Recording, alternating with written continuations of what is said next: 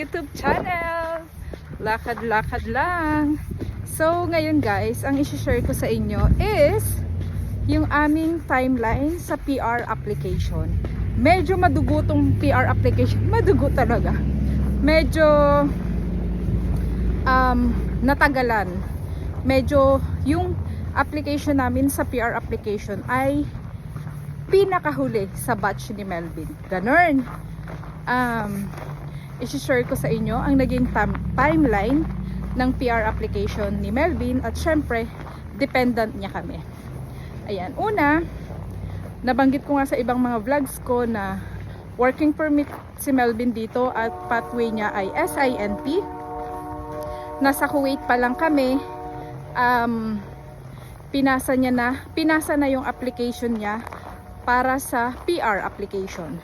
Kasi pag SINP pathway, within 6 months, pag dumating yung nomination nyo, kunyari nomination nyo dito kung saang lugar, katulad dito sa SINP, kunyari dumating na ang nomination, nakalagay na doon na kung kailan ma-expired, kailangan maipasa yung PR application niyo.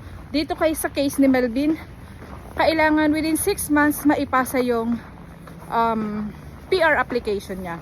Kaya nasa Kuwait pa lang kami, August 8 ipinasa yung application niya sa dito sa Kuwait, sa Canada, para sa PR application. Ipinasa yung PR application niya. O di ba? Magulo. Basta August 8, 2022. Ayan, di ba? Bongga, matagal. Tapos September 2022, hiningin siya ng additional documents like police clearance. And September yon. Pagdating, yan, dumating na kami dito sa Canada ng November 2022. Tapos, pagdating namin dito, December 2022, mga December magkakatapusan na yun eh. Nagkaroon na kami ng medical. So, dahil wala kaming medical sa Kuwait, dito kami nagpa-medical para sa PR application. Medical ako, medical si Melvin, at medical yung dependent namin na nasa Pilipinas, si Kaylee. Pagkatapos nun, matagal kasi dumating na yung pre-arrival namin, mga ganon-ganon, dumating na yan lahat. Tapos nung mga June, July, nagtataka kami ni Melvin kasi walang update. Yun pala, pagdating nung pre-arrival namin, may ipapasa kasi kayo doon na kung inside Canada or outside Canada. Ilalagay nyo sa web form within 5 days. Mailalagay nyo doon kung inside Canada or outside Canada. Ngayon, yung consultant namin, in-update niya sa web form, pero hindi siya nag-update. Yun yung naging problema namin. Na ang alam dito is outside Canada kami. Kaya yun, medyo natagalan yung aming application. Doon kami natagalan. Kasi ilang beses, siguro 3 beses in-inform ang web form na nandito na kami sa Canada. Saka palang nalagay doon na nandito na kami sa Canada. Tapos si Kaylee ay nasa Pilipinas. So, ayun nga, katagal-tagalan. Kasi pagka tip yan sa inyo, pagka may something matagal sa inyong application, kahit may consultant kayo, tumawag kayo ng tumawag sa IRCC. Lalo na kung inside Canada kayo, pwede kayong tumawag ng tumawag doon.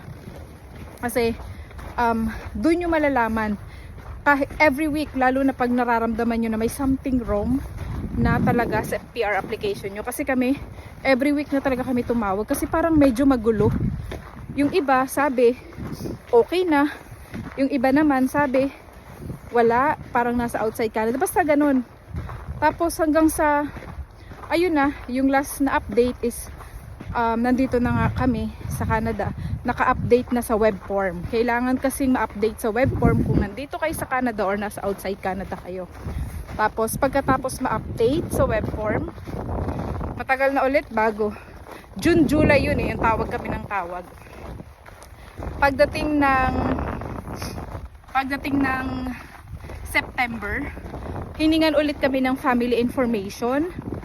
family information, at saka medical ulit ni Kaylee. Nag-medical ulit si Kaylee kasi na-expired na yung medical niya. Kasi within 6 months lang, pag outside Canada, kailangan ulit mag-medical, mai-expired yun.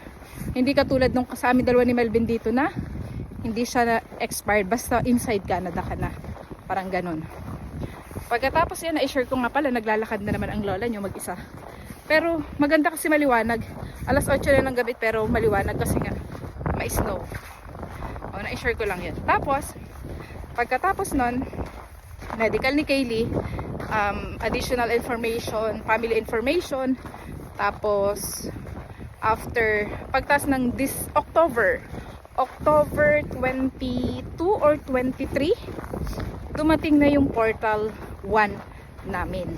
Sa wakas, sa tinagal-tagal, lahat ng kasabayan ni Melvin, talagang sila'y na PR na lahat. Kami lang talaga ni Melvin yung medyo may pagkamabagal yung naging application namin or naging process namin sa PR.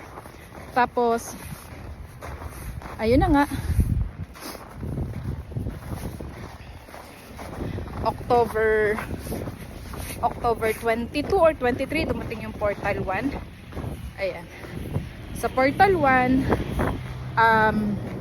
ipapasa mo doon kung kulay ng mata, pangalan, height, weight, mga ganon. Basta yun, ipapasa nyo yun. After 2 to 3 days, kasi isinanda namin yung hinihingi nila na information.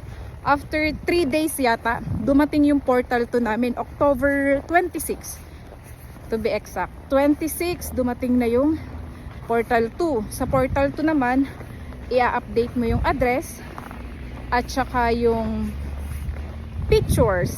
Ayan. Alam nyo guys, sa tinagal-tagal na naman, nag-update, talagang tumatawag na kami sa IRCC 2 times na kasi baka mamaya may problema or kailangan additional documents. Wala naman. Kasi pag Portal 1, Portal 2 ang hinihintay nyo, parang wala talaga, hindi nila alam kung kailan mapaprocess. Ayun, dumating ang ECOPR namin ng January 15. Nakakatuwa nga guys kasi dumating ang passport request namin, nasa Pilipinas kami, September 15. Ngayon, dumating na yung ECOPR namin ng January 15. Ayun, dumating na yung pinakahihintay na COPR. Ngayon, si Kaylee, nasa Manila na kasi may passport stamping na siya. Kailangan sa passport stamping ng dependent sa Pilipinas within 1 month, matataka na. Tapos kami naman ni Melvin, pag inside Canada, ano yung ginagawa? Magpapalit kayo ng SIN number or SIN number. Tapos i-update ninyo yung work na pinapasukan nyo. Ibibigay ninyo yung panibagong SIN number. Tapos sa bangko, i-update nyo. Sa health card, i-update nyo yan lahat ng SIN number. Yun yung mga ginagawa pag dumating na yung ECOPR. Ngayon guys, hinihintay na lang namin ni Melvin yung card namin, permanent resident card. Ano tawag doon? PR card. Pinahirapan ko pa yung sarili ko. Ayun lang, na-share ko lang sa inyo ang aming timeline na syempre sa iba 1 year and 2 months na kami dito ni Melvin sa Canada. Sa iba yun, pag dumaan ka kasi sa Lamia,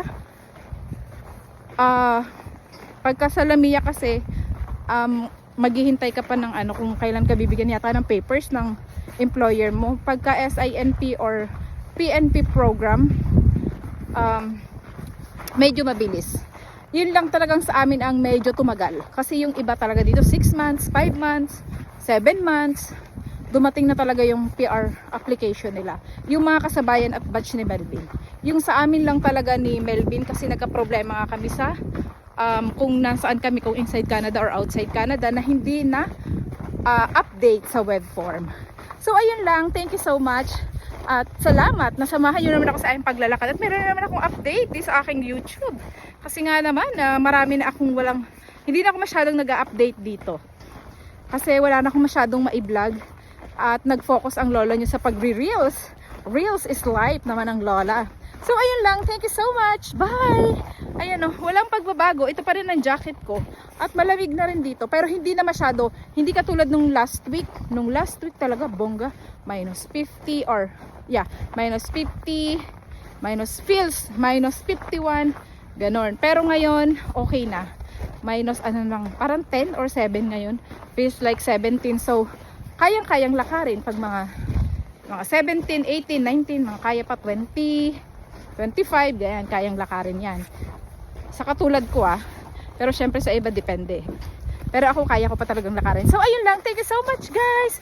Bye! Sa wakas, dumating na rin yung PR card namin. Thank you Lord, babush! Babush, bye-bye!